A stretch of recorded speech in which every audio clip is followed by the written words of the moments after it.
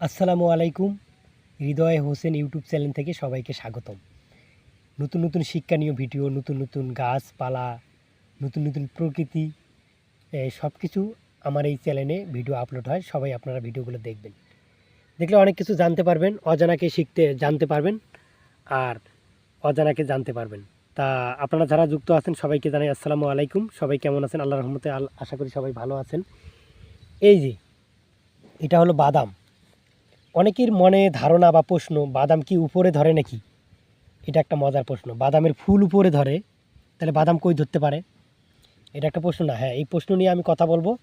আপনারা সবাই সাথেই থাকেন, কেউ স্কিপ করবেন না। বাদামের ফুল কিন্তু উপরে ধরে, তা বাদামটা কই ধরে? এ নিয়ে ভিডিওর আমি শেষে আলোচনা করব। আপনারা সবাই সাথে থাকুন, আমি বলতেছি।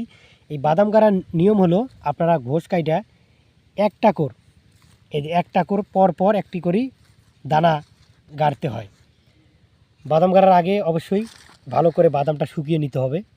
শুকিয়ে নিয়ে তারপরে গাড়তে হবে, তারপরে বাদাম ভালো হবে। এই বাদামের ফুল উপরে ধরে, আল্লাহ রাব্বুল আলামিনের কি রহমত দেখেন। এই বাদামের ফুল উপরে ধরে, কিন্তু বাদাম ধরে নিচে। বাদাম কিন্তু উপরে ধরে না, বাদামটা কিন্তু নিচে ধরে। বাদাম উপরে ধরে না, কিন্তু বাদামের ফুল ধরে উপরে। তাহলে বোঝা গেল এই বাদামের ফুল থেকে ফল হয় না। এই ফুল থেকে কিন্তু ফল হয় না। মজার বিষয় না?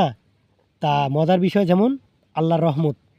দেখেন আল্লাহ রাব্বুল আলামিন কি চমৎকারভাবে এই বাদাম গাছটি যে আমাদেরকে বুঝিয়ে দিছে যে শুধু খালি ফুল থেকেই ফল হয় না, ফুল ছাড়াও ফল হয়। তাই এই বাদামের ফুল ধরলে বাদাম কিন্তু উপরে ধরে না, বাদাম ধরে নিচে। তা আপনারা এই বাদাম যদি চাষ করতে চান, অবশ্যই আপনারা ভালো বালু মাটি, এই বালু মাটিতে বাদাম ভালো হয়। তা বালু মাটি আপনারা নির্বাচন করবেন। আর অবশ্যই বাদামে কিন্তু তেমন একটা খরচ নেই।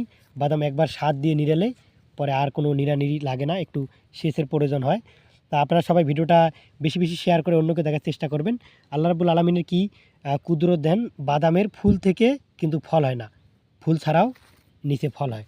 তো অবশ্যই আপনারা যারা ভিডিওটা দেখতেছেন, কোথা থেকে দেখতেছেন অবশ্যই একটু কমেন্ট বক্সে বলে দেবেন যে ভাইয়া আমরা এই জায়গা থেকে দেখতেছি।